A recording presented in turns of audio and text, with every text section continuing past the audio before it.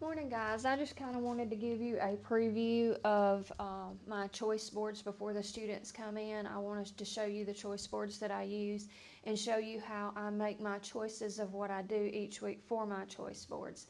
I know my board's kind of hard to see, the bulb's real dim on it, but I'm trying to get the best view of it that we could possibly get. So I'm going to move this a little bit closer so maybe you can see.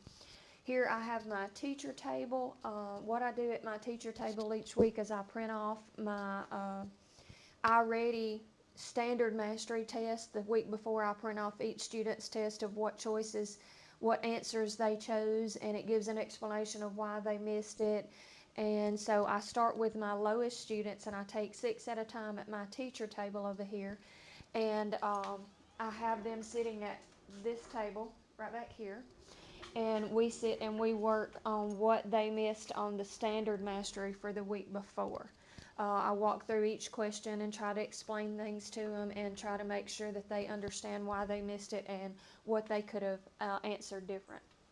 And then as you see, I have more choices here. I have my iReady. It's assignments that I have assigned that goes along with our lesson for the week. I have assigned IXLs, which also go along with what we are teaching in the classroom in the lessons.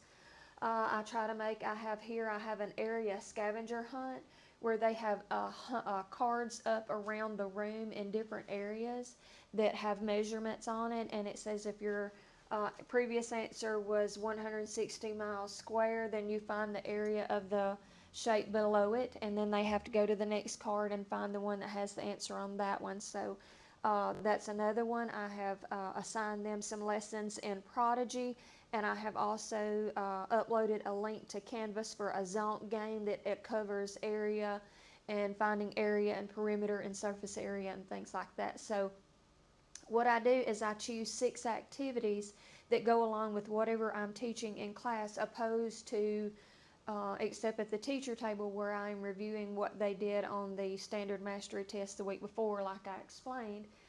But you will also see highlighted boxes here. Those highlighted boxes, the students know the boxes that are highlighted, they go for a grade. Those will definitely be graded. Now the ones that are not highlighted, those are just things that they can do once they have finished the highlighted boxes and have them ready for a grade.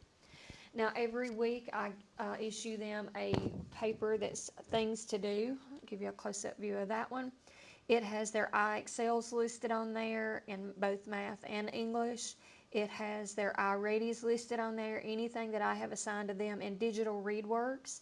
It also has anything that I have uploaded to Canvas that they have to complete on there, and it has the date at the top of when it is due, and so that is their to-do list that's also due. I have them different color folders for each subject area. When we do choice boards for math, they know they need their yellow folder. When we do choice boards for reading, they know they need their green folder. And on Fridays, or when the choice boards are due, whatever the date is that I have assigned the choice boards due, they know the work that is in the highlighted box belongs inside the folder and turned in on my desk. I also have on the inside of their folder, I have printed off their iReady My Path schedule. Sorry, my swivel keeps moving. I have printed off their schedule, and they are responsible for 2 of those lessons each week, and they finish those lessons and write those scores out at the end of them, and those are due on my podium on Fridays, and I give them a grade for that and give them their folders back. So they have a lot going on in those folders and on the choice boards and things. Um, like I said, we also have one for reading that I will show you later on, but I just kind of wanted to show you how I chose what goes on my choice boards and how I introduce them to my class. And when the students come into the classroom, I'll turn the video back on and let you see how I introduce them and how they get their material, and I will actually start showing you the material in action. Thanks. Choice boards, my students that are going to be at the teacher table, that you know that we go over what you completed on the standard mastery last week, and I will give you those in just a second. You have nets and surface areas. They have been assigned to you in your iReady. All you have to do is, you know, they're under the teacher assigned. Your IXLs are listed. They are also listed on your new to-do list, which is also on top of the shelf over here. So when you come pick up any work up here, you need to make sure you pick up a to-do list, because that is due next week. Alright, then your area scavenger hunt, this is carried over from last week's choice boards. So you will make sure you get that. If you do not finish it, they are scattered across the room. You are to finish that. That will be graded. As you know, the ones that are highlighted are the ones that's going for a grade. When you log into Prodigy this week, you will not be allowed just to log on there and just to play games. I have assigned you something on there. Work on the lessons that I assigned you. You should be practicing the following skills: area of a polygon, nets, and surface area. As you know, this is in the white box, so that is not going to be graded. So I would not spend all of my energy doing this before I finish the ones that are going to be graded. I would make sure I focus on the ones that are going to be graded, and this is for after when you finish those. All right, then you can also go on Canvas. It is up under Math, and it will say Zonk, Net Area, Net and Surface Area. You click on the link. Your answer sheets are up here on top of the bookcase here. There is an answer sheet that you will turn in. You can play that with one partner, or you can play it in a group of 4. But if you click on the link in Canvas, it will take you straight to the game, okay? Is there any questions on this before we start? No. Wait, I have a question. Okay.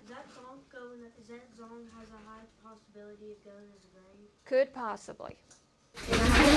Okay, here's one of the centers of the Zonk, one of the choice boards, and the girls are playing it on one computer. Go ahead with it, girls. I'm going to record the way it shows what y'all are doing. What'd you get? I got a trapezoid. Yeah, right. So you got 400 points. So put 2 right there. It was on, I think it was 8.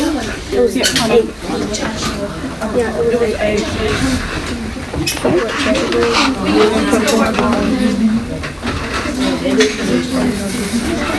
My turn.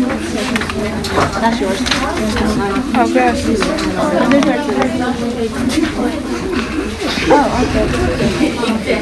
Okay, she has to find the area of the trapezoid and be able to answer it. Once she answers it, they click on the space bar and it shows the answers to show if she got the points or not. Here these students are working on the iReady assignment, figuring net and surface area.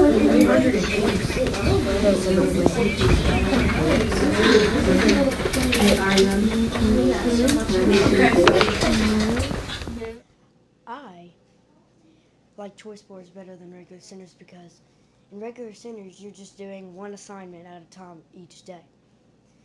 And if there's an assignment you don't get or you don't know, then you'll just get mad at it and make mistakes that will have a negative effect on your grade. So choice boards, if you're doing an assignment and you don't understand, you can put that assignment to the side and start a new one. Then once you finish the new assignment you did, you can go back to the old assignment you didn't finish and finish it with a greater attitude. That's why I like choice boards better than regular centers. So what I like about the choice boards is that you can you have the ability to choose what you're going to do, because if you get done before or early before everyone else, you don't just have to sit there with nothing to do. You could look up there and you could just see what else you needed to do, get on your computer or go get the paper that you need, and you can do it. You don't just have to sit there without anything to do. So also you don't have to wait till you have to go the next day. You don't have to wait till you go to the next table. You just use choice boards because you can write it down or take a picture of it, and then you know what you have to do. So you don't have to wait till the next day to go to the next table and do something at the last minute.